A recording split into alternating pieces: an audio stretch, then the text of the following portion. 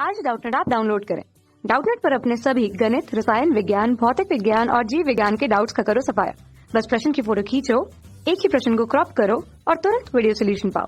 अभी डाउनलोड करें। Hello friends, हमारा प्रश्न है, यदि पृथ्वी के किसी व्यास के अनुदिश एक सुरंग बना दी जाए और उसमें एक वस्तु गिरा दिया जाए तो उसकी गति कैसी होगी? क्या वस्तु पृथ्वी के दूसरी ओर निकल जाएगी?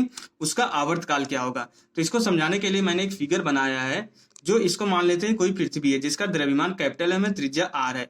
अब इसके व्यास के अनुदिश एक सुरंग बना दी गई है। अब ये बोल रहा है कि अगर इसकी सतह से कोई वस्तु छोड़ दी जाए तो क्या ये पृथ्वी को पार कर जाएगी और इसकी गति कैसी होगी, और जो अगर ये आवर्ती गति करता है तो इसका आवर्तकाल क्या होगा? ये क्वेश्चन में पूछा गया है। तो हम मान लेते हैं इसका केंद्र जो है पृथ्वी का ओ पे है।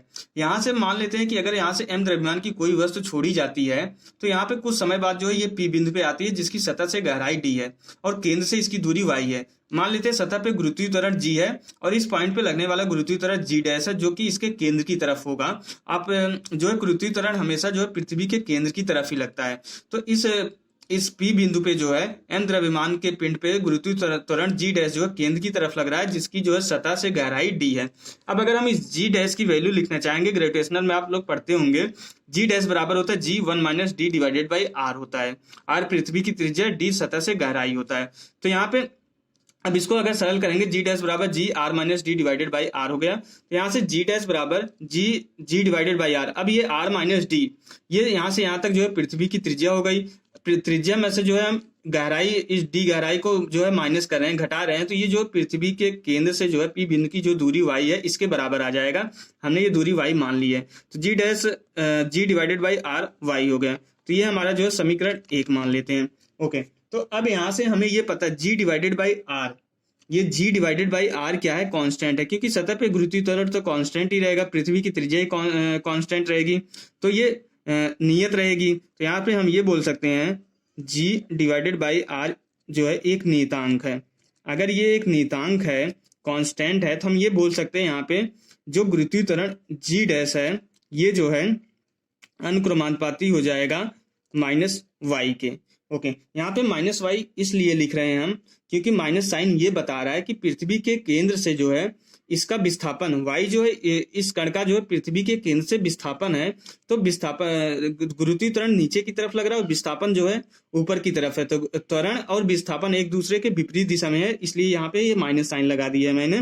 तो जी डैश अनुक्रमानुपाती माइनस वाई, और ये जो पिंड में गति हो रही है जो पृथ्वी के गुरुत्वीय त्वरण के कारण ही हो रही है, जो केंद्र की तरफ लगती है हमेशा। तो यहाँ पे जी डैश अनुक्रमानुपाती माइनस वाई हो गया। तो यहाँ पे निगेटिव साइन जो है ये बताता है गुरुत्वीय त्वरण और जो है विस्थापन दोनों एक दूसरे के विपरीत दिशा में है। तो आप ये देख रहे हैं, अब अगर इस इक्वेशन को ऑब्जर्व करें, इस इक्वेशन नंबर 2 को देखें, तो यहाँ पे जो त्वरण, जिस त्वरण के कारण पिंड गति कर रहा है, तो ये त्वरण जो है विस्थापन के अनुक्रमानुपाती हो गया है। यहाँ पे विस्थापन के अनुक्रमानुपाती, और जो है ये जो विपरीत दिशा में है, दोनों विपरीत दिशा में है।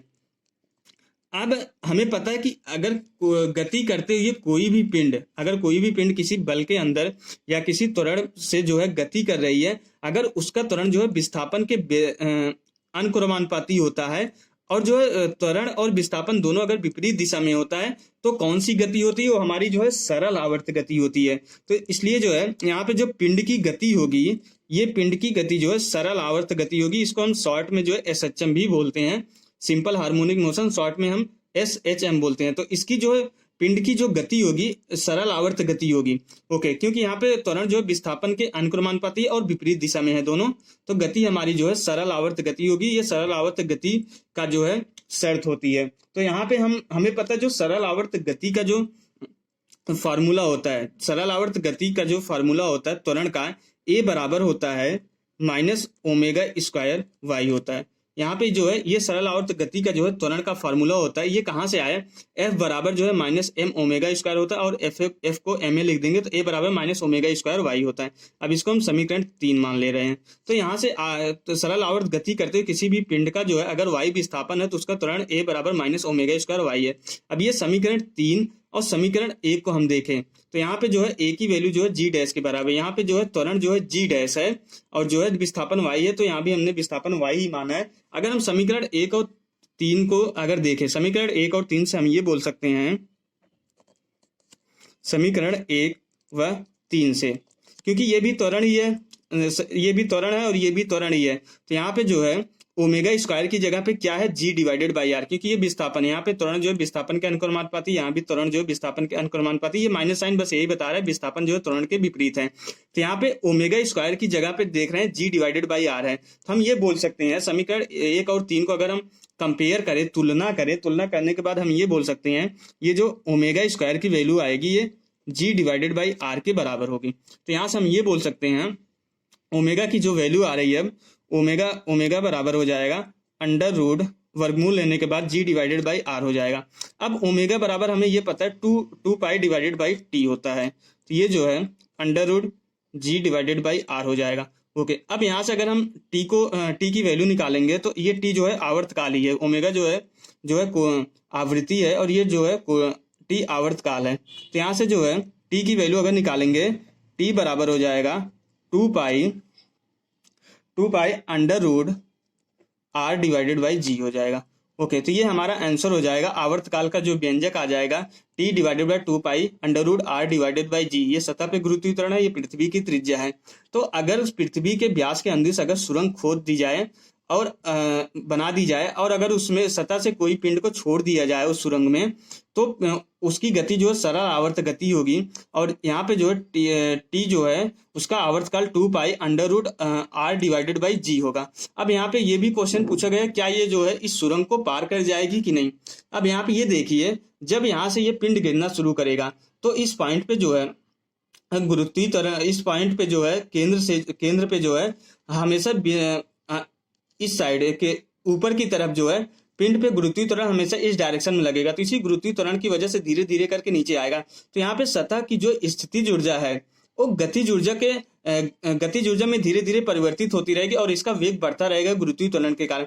जैसे ही केंद्र पे आएगा, यहाँ पे स्थितिज ऊर्जा मैक्सिमम होगी, जैसे ही केंद्र पे आएगा इसकी स्थितिज ऊर्जा तो 0 हो जाएगी और इसके बाद जो है गुरुत्वीय त्वरण भी 0 हो जाएगा केंद्र पे। लेकिन इसके पास इतनी ज्यादा वेलोसिटी होती है, इतना वेग होता है कि ये जो है इस माध्य स्थिति को, इस केंद्र को पार कर जाता है। और जब केंद्र को पार कर जाता है उसका वेग अभी भी ज्यादा होता है माध्य स्थिति पे। जब इस तरफ आता है अब गुरुत्वीय त्वरण जो ऊपर की तरफ लगने लगता है। अब जब गुरुत्वीय त्वरण ऊपर की तरफ लग रहा है तो धीरे धीरे इसके वेग में कमी आती है और इसकी गतिज ऊर्जा कम होती जाती है। अब स्थितिज ऊर्जा बढ़ती जाती है जब इस तरफ आता है। जैसे जैसे यहाँ पे सतह पे आता है तो यहाँ पे इसकी पूरी गतिज ऊर्जा स्थितिज ऊर्जा में कन्वर्ट हो जाती है और यहाँ पे गुरुत्वीय त्वरण की वैल्यू जो है इस पॉइंट पे भी गुरुत्वीय त्वरण इस दिशा में काम करता रहता है।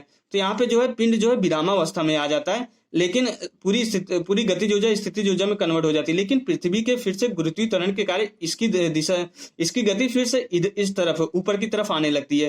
तो यहाँ से जो है यहाँ पे ये एसएचएम करता रहता है, इस सतह से इस सतह पे आता रहता है, सतह से इस सतह पे आता रहता है। ये कभी सुरंग को जो है पार करके, पृथ्वी को पार करके बाहर नहीं निकलेगा।